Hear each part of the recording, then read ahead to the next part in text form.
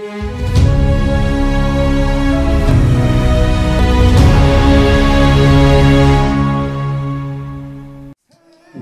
दोस्तों, राजनीति की बातों में एक बार फिर से आपका स्वागत है। मैं हूं आपका दोस्त धर्मेंद्र कंवारी। डॉक्टर सतीश त्यागी जी की किताब है पॉलिटिक्स ऑफ चौधर, और हम उनके पॉलिटिक्स ऑफ चौधर पे उनके जो वीडियो हैं उसमें जो चीज़ें हैं उन पर बात कर रहे हैं। और आज 1857 के गदर की कहानी को रोहतक में इस दौरान क्या हुआ, इसके साथ हम आगे बढ़ेंगे। दोस्तों, रोहतक में उन घटनाओं को जानने की आज कोशिश भी करेंगे जो एक दूसरे पर गांव ने इस दौरान हमले बोले थे। आप हैरान होंगे ये बातें जानकर। दोस्तों, अगर हरियाणा की बात की जाए तो यहाँ पर कंपनी राज के खिलाफ जो पहली बगावत है वो 11 मई 1857 को गुड़गांव पर कब्जा लेने के साथ शुरू होती है। इसके बाद ये धीरे धीरे पूरे हरियाणा में फैलती है, और रोहतक को जो मुक्त कराने के लिए मुगल बादशाह बहादुर शाह जफर थे, उन्होंने 24 मई 1857 को एक सेना की टुकड़ी के साथ तफजुल हुसैन को रोहतक में भेजा था। उधर जो विद्रोही सेना का मुकाबला नहीं कर पाने की वजह से यहाँ जो रोहतक का उस समय का जो डीसी था जीडी लोक, और दूसरे जो अफसर थे वो पानीपत की छावनी की तरफ भाग निकले थे। इसके बाद विद्रोहियों ने यहाँ रोहतक में कचहरी, सरकारी दफ्तर, अंग्रेजों की जो भी संपत्ति मिली उसको जला दिया, और किसान, दस्तकार और जो शहरी महाजन थे, जो बड़े बड़े यहाँ पे जमींदार थे, जो सूदखोर थे, उन पर भी अपना गुस्सा निकाला और जेल से कैदी भी छुड़ा लिए। तफजुल हुसैन अब वापस दिल्ली जब लौट रहा था तो सांपला और माटोंडी के सरकारी दफ्तरों को भी वो जला गया। बागियों ने महम और मदीना पर भी कब्जा कर लिया, और अंग्रेज अफसरों ने उस समय लिखा, अपने उसमें दर्ज किया कि उच्च वर्ग के लोगों से लेकर छोटों तक सबकी हमदर्दी बादशाह के सैनिकों के साथ थी। परंतु जैसे ही रोहतक जिले से अंग्रेजी सत्ता समाप्त हुई, लोग कबीलाई आधार पर भी आपस में लड़ने लग गए। इस हालात में कंपनी सरकार ने जीडी लोक डिप्टी कमिश्नर को भारतीय रेजिमेंट के साथ रोहतक पर कब्जा पाने के लिए दोबारा भेजा। परंतु 10 जून को उसकी भारतीय रेजिमेंट के सिपाहियों ने ही बगावत कर दी, और अंग्रेजी सेना को फिर से वापस भागना पड़ा। एक बार फिर से कंपनी सरकार ने 8 अगस्त को रोहतक पर कब्जा जमाने की कोशिश की, और जो उस समय के ब्रिगेडियर निकलसन होते थे, उन्होंने रोहतक पर हमला बोला, और इस लड़ाई में बहुत अंग्रेज सैनिक मारे गए।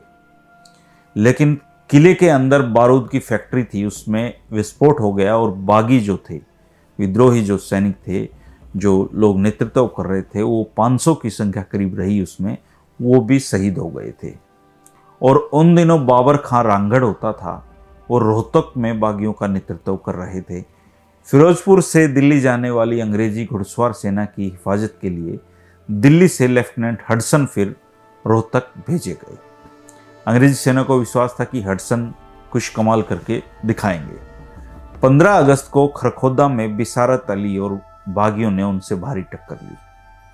हडसन ने टक्कर के बाद ये माना कि यह मुकाबला बहुत कठिन था। ऐसा लग रहा था मानो शैतानों से मुकाबला हो रहा हो। 17 अगस्त को बाबर खां थे, उसकी अगुवाई में 300 रांगड़ घुड़सवारों और 1000 पैदल सैनिकों ने अंग्रेजी सेना पर रोहतक में धावा बोला।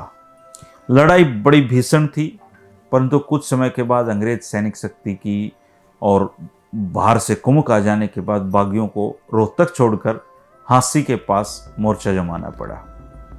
हडसन ने इसके बाद खरखोदा, सांपला, सोनीपत, महम और गोहाना आदि कस्बों में विद्रोह को दबाने के बाद इस पूरे इलाके को जींद के महाराजा और चौधरियों के हाथ में सौंपकर चला गया। जैसे ही हडसन यहाँ से गया, उसके जाते ही रोहतक के जो बागी थे, उन्होंने महाराजा जींद की सिख सेनाओं और स्थानीय अधिकारियों को फिर से यहाँ से खदेड़ दिया, मार भगा दिया। मई के अंत तक स्वतंत्रता संग्राम की जो लपटें थी वो हांसी और हिसार तक भी पहुंच गई थी।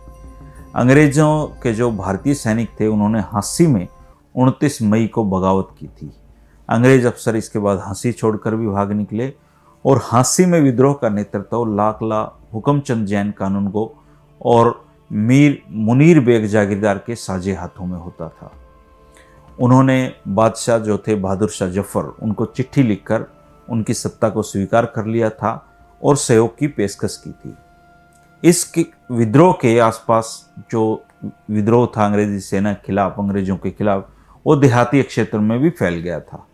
कंपनी राज ने विद्रोह को दबाने के लिए जनरल बोनकार्टलैंड और बीकानेर की सेना को हांसी और हिसार के क्षेत्र में भेजा। 6 जुलाई से इन गांवों पर इस सेना के हमले शुरू हुए और बागियों ने सूबेदार गुरबख्श के नेतृत्व में अंग्रेजों का वीरतापूर्वक मुकाबला किया। सूबेदार गुरबख्श इस लड़ाई में शहीद हो गए थे। बागी एक के बाद एक दूसरी जगह से अंग्रेजी सेना से टक्कर लेते रहे, अपनी कुर्बानियां देते रहे और उधर अंग्रेजों ने जिन जिन गांवों में विद्रोह हुए थे उन गांवों को जला डाला था। विद्रोही और ग्रामीणों को पकड़कर हांसी में रोड रोलर के नीचे दबाकर मार डाला था। शहीदों के खून से रंगी सड़क को आज भी हांसी में यह सड़क मौजूद है और इसको लाल सड़क के नाम से जाना जाता है। उस समय एक और बागी थे, विद्रोही थे, बिरडदास स्वामी को तोप से बांधकर उड़ाया था अंग्रेजों ने। रोहनाथ गांव की कहानी तो आप सबने सुनी होगी दोस्तों। तोपों के गोले वहां पे बरसाए गए। पता नहीं कितनी औरतें और उनके बच्चे आत्मसम्मान की रक्षा के लिए गांव के बाहर तालाब पर एक कुआं था जिसका नाम चौबुस कुआं है, उसमें कूदकर उन्होंने अपनी जान दे दी थी। 29 मई को हिसार में भी हरियाणा लाइट इन्फेंट्री और दादरी के घुड़सवारों ने बगावत कर दी थी। शाहनूर खां और राजन बेग उसके नेता होते थे। बागी सेना ने उनके जो किले थे उस पर कब्जा कर लिया था और हिसार के इलाके में बगावत की कमान उस समय भट्टू के जागीरदार मोहम्मद अजीम ने संभाल रखी थी और बादशाह की तरफ से उन्होंने उस क्षेत्र का शासक होने का ऐलान भी बाकायदा कर दिया था। इसके बाद कंपनी सरकार ने शहजादा अजीम के दिल्ली चले जाने के बाद फिरोजपुर के डिप्टी कमिश्नर और महाराजा कश्मीर की सेना को हिसार पर काबू पाने के लिए भेजा था। जब सेना यहां पहुंची तो सिरसा के निकट रानिया के नवाब नूर खां मोहम्मद ने ऊधा गांव के पास 15 जून को अंग्रेजी सेना पर एक जबरदस्त धावा बोला था।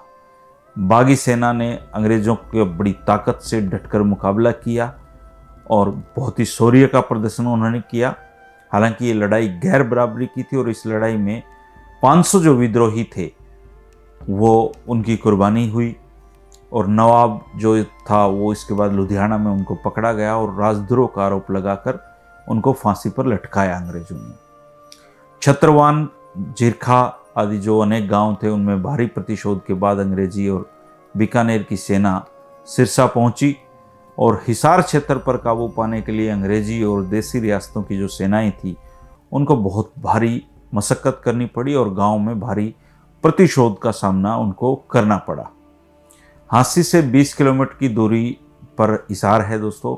हिसार तक उनको पहुंचने के लिए जो अंग्रेजी सेना थी उनको बहुत समय लगा और उनको नाली के रास्ते से वहाँ पे होकर गुजरना पड़ा, अपनी जगह बनानी पड़ी। और यहाँ भट्टी और रांगड़ों की बागी सेनाओं ने उनका डटकर मुकाबला किया, परंतु जो शहजादा अजीम थे उनकी गैर मौजूदगी में अंग्रेज हिसार के किले पर कब्जा करने में कामयाब हो गए थे। जब यह खबर बादशाह को पता चली तो उन्होंने शहजादा अजीम को सेना के साथ हिसार को मुक्त कराने के लिए वापस भेजा। इसके बाद शहजादा अजीम ने काफ़ी अच्छे जो सैनिक थे उनके साथ लेकर अपनी जो लड़ाई है इसको जारी रखा और भारी हमले के बावजूद शहजादा अजीम किले को अंग्रेज़ों से मुक्त नहीं करवा पाया। उनके 300 बागी सैनिक इसमें काम आए और 2 अगस्त को दोबारा संगठित होकर बागियों ने फिर तोसाम पर कब्जा किया और अंग्रेजी सेना को गांव दर गांव टक्कर देनी शुरू की। और शहजादा अजीम थे उनकी मदद के लिए नवाब झज्जर के घुड़सवार भी आ मिले थे। इसकी कीमत नवाब झज्जर को भी चुकानी पड़ी, उनको भी फांसी लटकाया गया। युद्ध में 400 बागी मारे गए और जो गांव था उसको भी जलाकर अंग्रेजों ने खाक कर दिया था। 18 अगस्त के बाद शहजादे अजीम ने 2000 बागियों के साथ फिर से धावा बोला और 500 देशभक्त बागियों को इस लड़ाई में अपनी शहादत देनी पड़ी, परंतु कामयाबी फिर भी नहीं मिली। 30 सितंबर को फिर से जो शहजादा अजीम थे उन्होंने जमालपुर गांव में अंग्रेजी और बीकानेर की सेना थी उसका डटकर मुकाबला किया, परंतु हालात निरंतर बदलते जा रहे थे। अंग्रेज धीरे धीरे उन पर हावी होते जा रहे थे और शहजादा अजीम को हिसार छोड़कर नारनौल के पास राव तुलाराम से जाकर मिलना पड़ा। और फिर 16 नवंबर को नसीबपुर के युद्ध की कहानी तो आप जानते ही हैं। यह आखिरी लड़ाई लड़ी गई थी और हिसार में 133 देशभक्तों को उस दौरान फांसी पर लटकाया गया था। हरियाणा में 1857 का प्रथम स्वतंत्रता संग्राम है दोस्तों, वो 11 मई से लेकर नवंबर के अंत तक अनेक गांवों और कस्बों में लड़ा गया। इस युद्ध में बहुत लोग काम आए, बहुत लोगों ने अपनी कुर्बानियां दी। कंपनी राज के बागी सिपाहियों, राजा नवाबों, उनकी सेनाओं के अलावा किसान और दस्तकार तबके के चौधरियों और नंबरदारों के नेतृत्व में ये लड़ाई व्यापक पैमाने पर लड़ी गई थी। हालांकि इस पर अब भी और भी बहुत शोध करने की ज़रूरत है, क्योंकि इस पर बहुत कम लिखा गया है, बहुत कम खोजा गया है। मेवात में यह जन विद्रोह प्रशिक्षित आधुनिक हथियारों, गोला बारूद और तोपखाने से लैस अंग्रेजी साम्राज्य की सेनाओं द्वारा दिल्ली पर दोबारा कब्जा कर लेने के बाद भी 2 महीने तक जारी रहा था। हरियाणा के इतिहास की इस गौरवमय जंग के कारण और साम्राज्यवाद की जो नीतियां थी अंग्रेजों की, जनता में जो शोषण और भेदभाव वो करते थे, गैर बराबरी और पराधीन परिस्थितियों में उपजा जन आक्रोश इसको कहा जा सकता है दोस्तों। हो सकता है 1857 के विद्रोह की कहानियाँ और जब भी कोई इस पर रिसर्च करेगा और हमारे सामने आएंगी, और इसमें हिंदू मुसलमान, राजे नवाब, प्रजा, अमीर गरीब, देशभक्ति की भावना, जीवन की तमाम परेशानियाँ, अपमान और उत्पीड़न के कारण ही अंग्रेज़ों के खिलाफ ये भेदभाव भरी जो उनका नीतियाँ थी, उनकी वजह से ही लोगों ने उनके खिलाफ विद्रोह किया था। लेकिन दुर्भाग्य से विद्रोह सफल नहीं हो पाया, नहीं तो आज़ाद तो हम 1857 में भी हो सकते थे। किसी बेहतर राजनीतिक विचारधारा, सिद्धांत, मजबूत संगठन, एक दूसरे क्षेत्र में तालमेल नहीं होने की वजह से जो हमारा राष्ट्रीय विद्रोह था वो सफल होने की बजाय असफल हो गया और लोगों की कुर्बानियाँ एक तरीके से जाया चली गई। और ये भी देखने में आया खासकर हरियाणा क्षेत्र में कि जो गांवों की दुश्मनियाँ थी वो गदर के दौरान फिर से जिंदा हो उठी। और बादशाह बहादुर शाह जफर थे, उनके पास खबरें पहुंच रही थी, उन्होंने फरमान भी भेजा, लेकिन इस पर कोई असर नहीं पड़ा। ये सारी चीज़ें रिकॉर्ड में हैं दोस्तों कि उस समय रोहतक का जो हसनगढ़ क्षेत्र था उसमें दहिया और दलाल गोत्रों के बीच दुश्मनी फिर से जिंदा हो गई थी। दोनों ने एक दूसरे पर हमले बोल दिए थे। एलावत गोत्र ने सांपला और बड़ौदा पर हमला कर दिया था। मदीना ने कथूरा पर आक्रमण कर दिया था।